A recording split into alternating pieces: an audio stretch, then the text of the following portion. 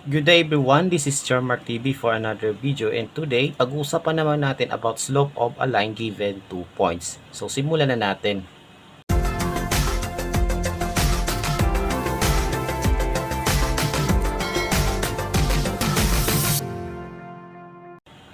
Okay, so ang pag-uusapan naman natin ngayon is the same topic as the previous one, but this time 2 points ngayon ang given. So i-recall po natin yung slope of a line, no, na rise over run. So ito po yun, no. Kung hindi nyo pa napapanood yung video na yon, is mangyari na panoorin nyo muna yung video na yon. Okay, so we have a line here, tapos meron tayong 2 points on the line. Tapos magdodrawing tayo ng right triangle kagaya nito. So dito, ang rise po natin is the vertical change, no? Tapos ang run naman po is yung horizontal change.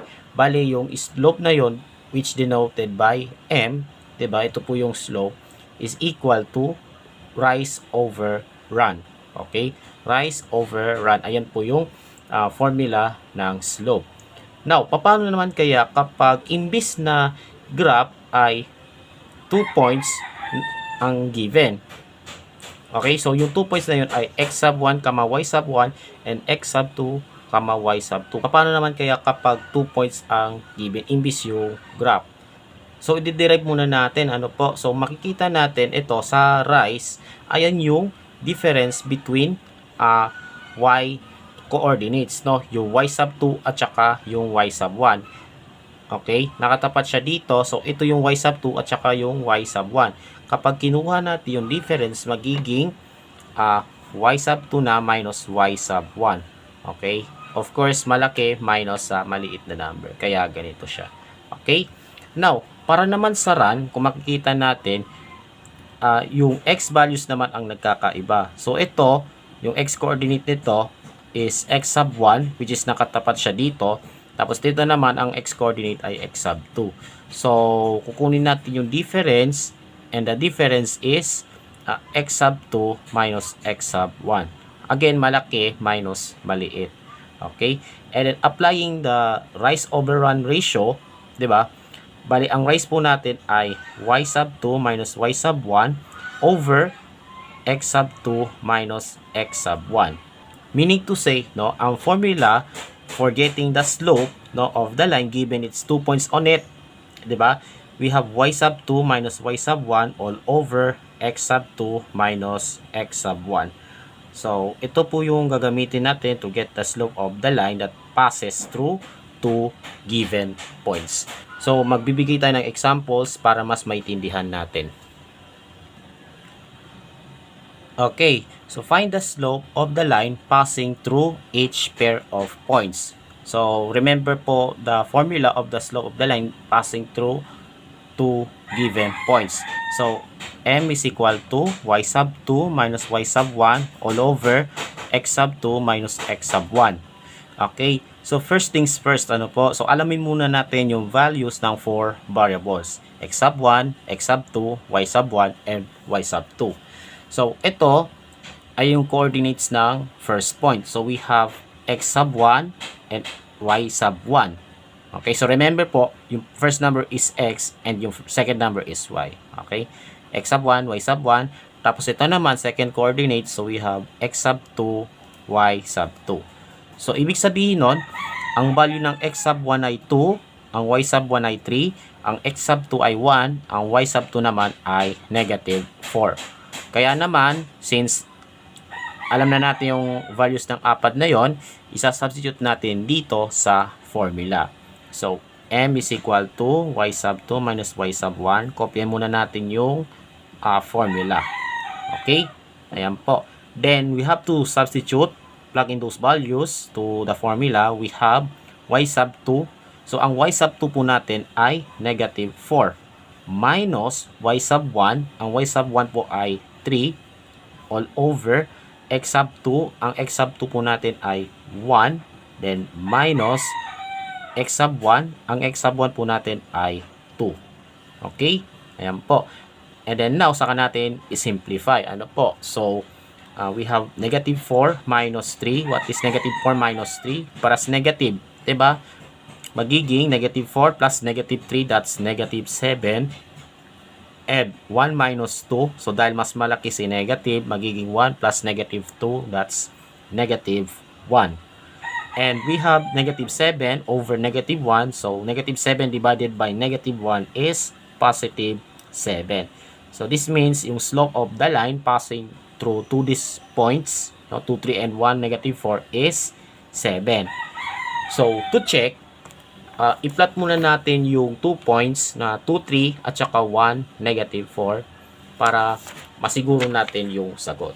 So ang 2, 3 po, so remember po how to plot a point, no? Balikan niyo yung video na yon, no, about the introduction of rectangular coordinate system.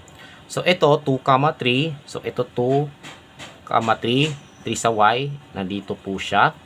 Tapos 1, negative 4.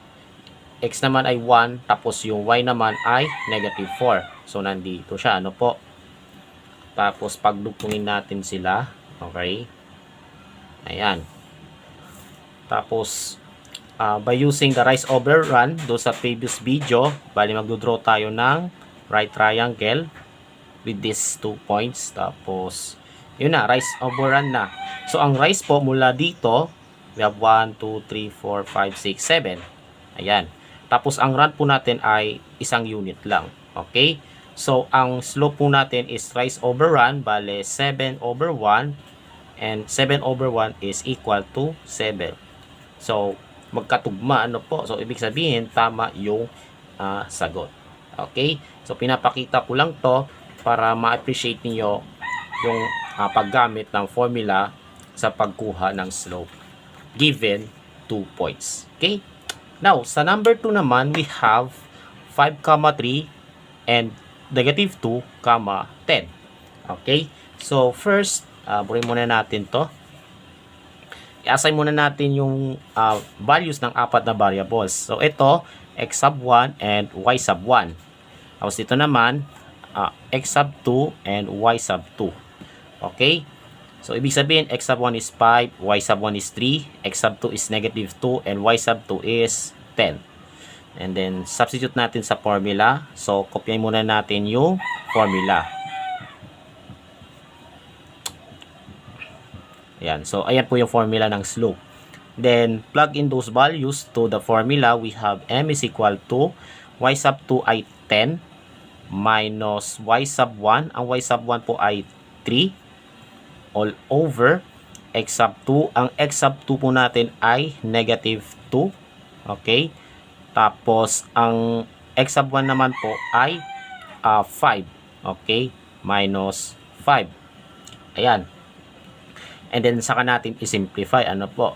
So, we have 10 minus 3. So, 10 minus 3 is 7. And negative 2 minus 5. Meaning, no, negative 2 plus negative 5, no? Plus negative. That is negative 7. Okay? And then, i-divide mo 7 by negative 7 dahil divisible naman sila, no? So, 7 divided by negative 7 is negative 1. So, the slope must be equal to negative 1. Ayan po. Next, number 3, we have negative 3, 5, and 4, negative 8. So, again, i-assign muna natin yung values ng 4 variables. So, this is x sub 1, y sub 1, and this is x sub 2, y sub 2. Okay? X sub 1 is negative 3, y sub 1 is 5, x sub 2 is 4, and y sub 2 is negative 8. So, isulat muna natin yung formula bago natin i-substitute, no?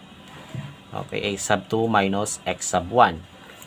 Okay, substitute na natin yung formula. So, ang y sub 2 ay negative 8. Diba? So, negative 8 minus ang y sub 1 naman po ay 5. Okay? Next, si x sub 2 naman ay 4 minus habang ang x sub 1 naman po ay negative 3. So, we have a minus here. So, magkaiba po yun, no? Minus at saka yung negative 3, no? So, magkakaroon tayo ng dalawang negative sign dito.